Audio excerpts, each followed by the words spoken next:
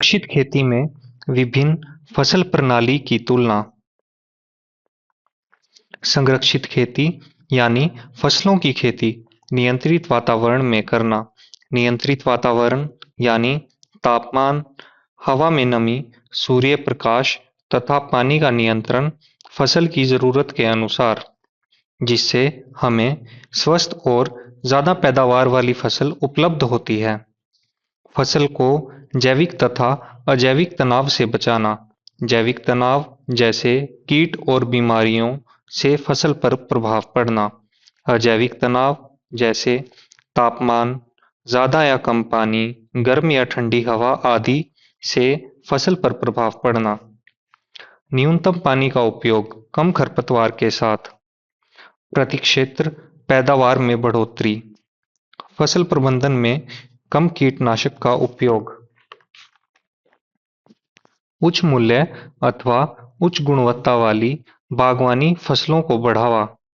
पौध प्रबंधन यानी पौधे को सूक्ष्म अवस्था में तैयार करना। साल भर तथा बेमौसमी उत्पादन प्राप्त करना। बीमारी रहित उच्च गुणवत्ता वाली पौध तैयार करना। संरक्षित खेती के प्रकार।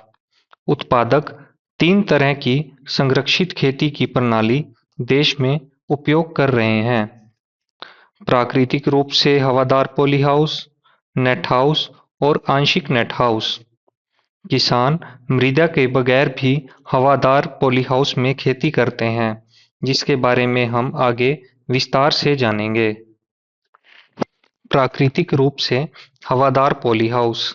लाभ: साल भर या बेमौसमी खेती के लिए उपयुक्त। तापमान और नमी को प्रभावी रूप से बनाए रखता है। बारिश का कोई खतरा नहीं होता। कम कीट तथा बीमारियों का प्रभाव। लंबी फसल अवधि। कमियां: उच्च निर्माण लागत, उच्च रखरखाव लागत यदि प्राकृतिक आपदा के कारण कोई क्षति हो तो। अधिक नमी वाले क्षेत्रों के लिए उपयुक्त नहीं है। नेट हाउस लाभ: कम निर्माण लागत, 50% अनुदान राज्य सरकार के अनुसार। कम रखरखाव लागत, ढांचे को हवा से कम क्षति। अच्छे हवादार और सूर्य प्रकाश बनाए रखता है। सूखी खेती के लिए उपयुक्त। सुंडी, फल कीट और कई रस चूसक कीड़े और वायरस बाहर रखता है। अब कमियां: बारिश और सर्दी में फफूंद बीमारियों का ज्यादा खतरा। फसल के अंत में कम फल गुणवत्ता। अब आंशिक नेट हाउस। लाभ: कम निर्माण लागत, 2.5 से 3 लाख। सरकार से अनुदान की जरूरत नहीं। कम रखरखाव लागत, किसान इसका स्थानांतरण कर सकता है। कम पानी वाली खेती के लिए उपयुक्त। किसान अच्छी पैदावार ले सकता है। कमियां: बारिश और सर्दी में फफूंद बीमारियों का ज्यादा खतरा। बिना मृदा के हवादार पॉली हाउस। मृदा रहित खेती क्यों करते हैं? बीमार मृदा जैसे कि सूक्ष्मवृद्धि, मुरझाना, जीवाणु और फफूंद के कारण। लवणीय या क्षारीय मृदा और ज्यादा नमी पकड़े रखने वाली मृदा।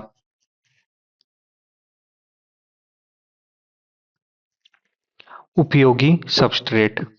नारियल का बुरादा नियंत्रित ECPH के साथ। नारियल की ईंट में बुरादा यानी पीट 66%, टुकड़ा यानी चिप्स 30% और धागा यानी फाइबर 4 से 8% होना चाहिए। नारियल की ईंट को 1:5 में पानी में भिगोना है। EC 0.5 मिलीसीमेंस पर सेंटीमीटर से कम होनी चाहिए और pH 5.8 से 6 की सीमा में होनी चाहिए। मृदा रहित खेती हवादार पॉली हाउस में। लाभ: मृदा जनित बीमारियों से बचाव। एक तरह की फसल को एक स्ट्रक्चर में बार बार दोहरा सकते हैं। पोषक तत्व का अनुकूल उपयोग। वृद्धि की संभावना और दोबारा पानी उपयोग करने की संभावना होती है। मृदा उपचार और खेत तैयारी में समय और पैसे की बचत। एक जैसी फसल गुणवत्ता। कमियां: उच्च प्रारंभिक लागत, लगातार बिजली की आपूर्ति, उच्च खाद लागत, तकनीकी खराबी का अधिक खतरा।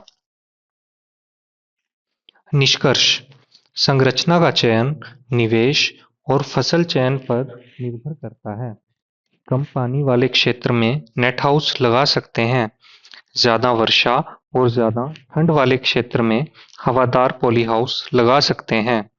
बिना मृदा वाली खेती को लंबे समय तक परियोजना की स्थिरता बनाए रखने के लिए अपनाया जाता है। साथ ही ये विशिष्ट फसलों की पसंद और मृदा से संबंधित समस्याएं जैसे सूक्ष्मवृद्धि, बीमारियां और लवणीय और क्षारीय मृदा का समाधान भी प्रदान करता है। लाल दोमट मृदा और भूमि ढलान नेट हाउस की खेती करने के लिए आवश्यक हैं। धन्यवाद।